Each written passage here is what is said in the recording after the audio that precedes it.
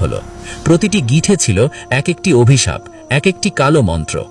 এরপর লাবিদ সেই জাদুকৃত মাটিটি নিয়ে ভাবতে লাগলো কোথায় লুকিয়ে রাখবে। সে জানত যে এই জাদু কার্যকর হতে হলে এটিকে এমন জায়গায় রাখতে হবে যেখানে কেউ সহজে খুঁজে পাবে না।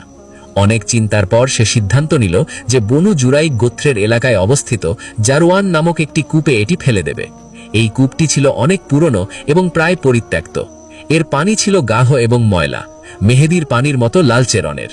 কূপের তলায় ছিল জমাট বাঁধা পলি এবং নোংরা আবর্জনা। লাবিদ গভীর রাতে সেই কূপের কাছে গেল এবং একটি বড় পাথরের নিচে সেই জাদুকৃত মাটিটি লুকিয়ে রাখল। জাদু হয়ে গেল। এখন শুধু অপেক্ষা। লাবিদ জানত যে এই জাদু ধীরে ধীরে তার প্রভাব দেখাবে। সে তার স্বর্ণ মুদ্রা নিয়ে খুশি মনে বাড়ি ফিরে গেল। কিন্তু সে জানত না যে সে কত বড় পাপ করেছে। সে জানত না যে আল্লাহ সুবহানাহু ওয়া তাআলা তার প্রিয় রাসূলকে কখনোই শত্রুদের হাতে পরাজিত হতে দেবেন না। কিছুদিন পর থেকে রাসূলুল্লাহ সাল্লাল্লাহু আলাইহি ওয়াসাল্লামের শরীরে পরিবর্তন দেখা দিতে শুরু করল। প্রথমে তিনি কিছুটা দুর্বল অনুভব করতে লাগলেন। তার স্বাভাবিক প্রাণচাঞ্চল্য যেন কমে যাচ্ছিল। তিনি যে কাজ করেননি তার মনে হতো যেন সেই কাজ তিনি করে ফেলেছেন। আবার যে কাজ তিনি করেছেন তা মনে হতো করেননি। তার স্মৃতিতে বিভ্রান্তি দেখা দিল। এই অবস্থা তাকে অত্যন্ত কষ্ট দিচ্ছিল। উম্মুল মুমিনিন আয়েশা রাদিয়াল্লাহু আনহা এই পরিবর্তন প্রথম লক্ষ্য করলেন। তিনি দেখলেন যে তার প্রিয় স্বামী, যিনি সবসময় এত সক্রিয় এবং প্রাণবন্ত থাকতেন, তিনি এখন ক্লান্ত এবং অবসন্ন দেখাচ্ছেন। তার চোখে আগের সেই তেজ নেই। তার কথায় কখনো কখনো বিভ্রান্তি দেখা যাচ্ছে।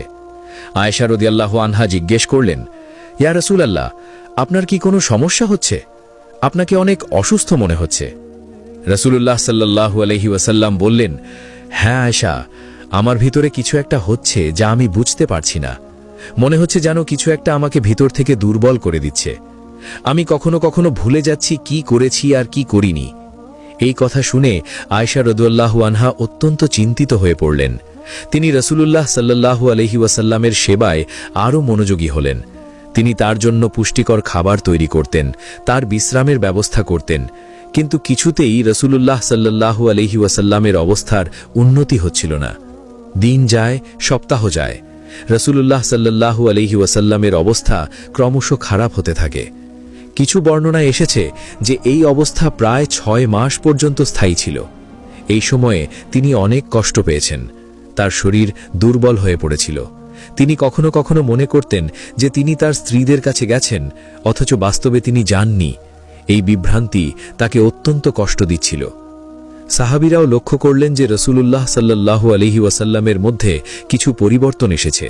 তারা চিন্তিত হয়ে পড়লেন, কিন্তু কেউ বুঝতে পারছিলেন না যে এর কারণ কি।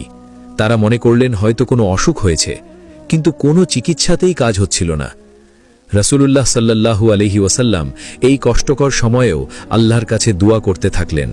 তিনি জানতেন যে তার রব সব জানেন এবং তিনিই একমাত্র সাহায্যকারী। তিনি রাতের গভীরে উঠে তাহাজ্জুদ নামাজ পড়তেন এবং আল্লাহর কাছে সাহায্য চাইতেন। তিনি বলতেন, ইয়া আল্লাহ, তুমি সব জানো, তুমি সব দেখো। আমার এই কষ্টের কারণ কি তা তুমি জানো। আমাকে সাহায্য করো, আমাকে সুস্থ করো।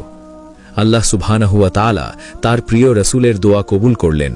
কিন্তু তিনি চাইলেন যে এই ঘটনার মধ্য দিয়ে মুসলিম উম্মাহকে একটি গুরুত্বপূর্ণ শিক্ষা দেওয়া হোক। তিনি চাইলেন যে মানুষ জানুক যে জাদু সত্য এবং এর প্রতিকার কি। তাই তিনি তার রাসূলকে কিছুদিন এই কষ্টে রাখলেন এবং তারপর তাকে মুক্তির পথ দেখালেন। একদিন রাসূলুল্লাহ সাল্লাল্লাহু আলাইহি ওয়াসাল্লাম আয়েশা রাদিয়াল্লাহু আনহার ঘরে ছিলেন। সেদিন তিনি অনেক বেশি অসুস্থ অনুভব করছিলেন।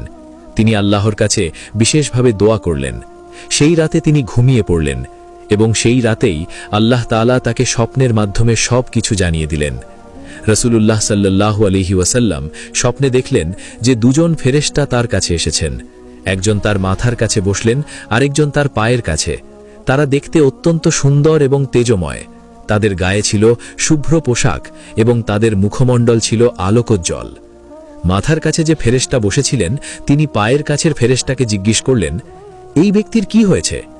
পায়ের কাছের ফেরেশতা উত্তর দিলেন, তাকে জাদু করা হয়েছে। প্রথম ফেরেশতা আবার জিজ্ঞেস করলেন, কে তাকে জাদু করেছে? দ্বিতীয় ফেরেশতা উত্তর দিলেন, লাবিদ ইবনে আসম। প্রথম ফেরেশতা জিজ্ঞেস করলেন, কোন জিনিসে জাদু করা হয়েছে?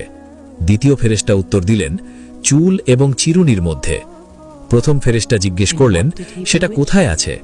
দ্বিতীয় ফেরেশতা উত্তর দিলেন, বনু জুরাইকের জারওয়ান কূপে একটি পাথরের নিচে খেজুরের মাঠির মধ্যে। প্রথম ফেরেশতা জিজ্ঞেস করলেন, এর প্রতিকার কি?